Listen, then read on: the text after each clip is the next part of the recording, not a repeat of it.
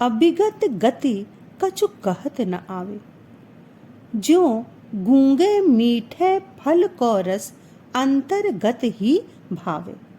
परम स्वाद सब ही सुनिरंतर अमित तोष उपजावे। मन बानी को अगम अगोचर सो जाने जो पावे। रूप रेख गुण जाति जुगति बिन निरालंब कित ध्यावे। सब विधि अगम विचार ही ताते सूर सगुन पद गावे। सूरदास जी सगुण भक्ति धारा के कवि थे। वे निराकार ब्रह्म की उपासना को अत्यंत कठिन मानते थे और इसी के साथ ही साकार ब्रह्म की उपासना को अत्यंत सरल बताते हुए उसी का समर्थन करते थे। प्रस्तुत पद्यांश महाकवि सूरदास द्वारा रचित सूर सागर से संकलित है। इसमें कवि कह रहे हैं, अभिगत गति कछु कहत नावे। अभिगत माने निराकार, अज्ञात, उस निराकार या अज्ञात ब्रह्म की गति माने स्थिति या दशा के बारे में कछु कहत नावे, कुछ कहते नहीं बनता। उस निराकार ब्रह्म का वर्णन शब्दों के द्वारा नहीं किया जा सकता, अर्थात वह निराकार ब्रह्म अनिर्वचनीय है। ज्यों गूंगे मीठे फल को रस अंतर्गत ही भावे। ज्यों माने जिस प्रकार गूंगा व्यक्ति मीठे फल को रस, मीठे फल के रस को अंतर्गत ही भावे। अंतर्गत माने अपने हृदय के अंदर अनुभव करता है।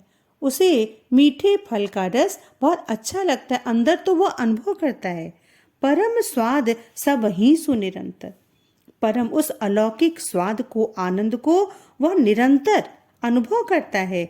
अमित तोष उपजावे, और वह स्वाद उसे अमित माने असीम, तोष माने संतुष्टि भी प्रदान करता है। उस मीठे फल के रस को वह अनुभव करता है, संतुष्ट भी होता है, लेकिन वाणी के द्वारा उस फल की मिठास को, आनंद को वह व्यक्त नहीं कर पाता, क्योंकि वह गूंगा है।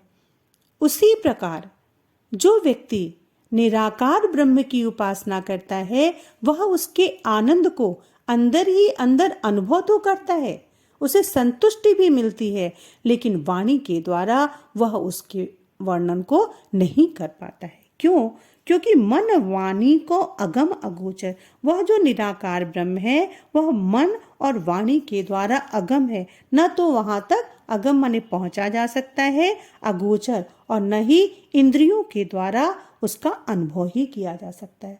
उस निराकार ब्रह्म तक तो न पहुंचा जा सकता है, न अनुभव किया जा सकता है, न ही उसको देखा जा सकता है।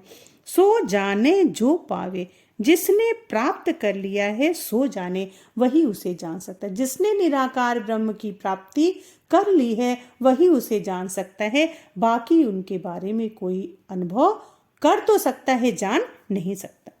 रूप रेख गुण जाति जुगति बिन निरालंब कित ध्यावे।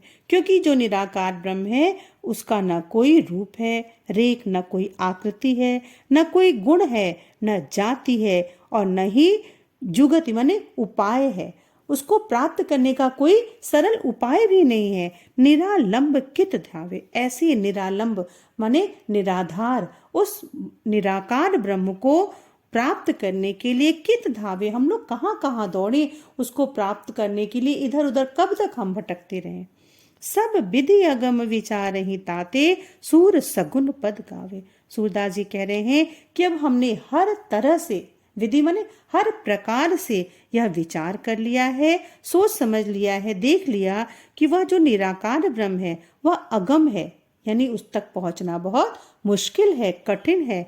तो सूर सगुन पद गावे, इसलिए सूरदास जी ने यह निश्चय कर लिया है कि वह सगुण ब्रह्म की ही उपासना करेंगे, उन्हीं की लीलाओं का वर्णन करेंगे, उन्हीं की लीलाओं से युक्त पदों का गान करेंगे।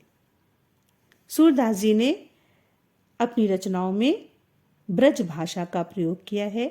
इसमें अनुप्रास अलंकार है और उदाहरण देकर बात को स्पष्ट करने का प्रयास किया है, इसलिए दृष्टांत अलंकार भी है।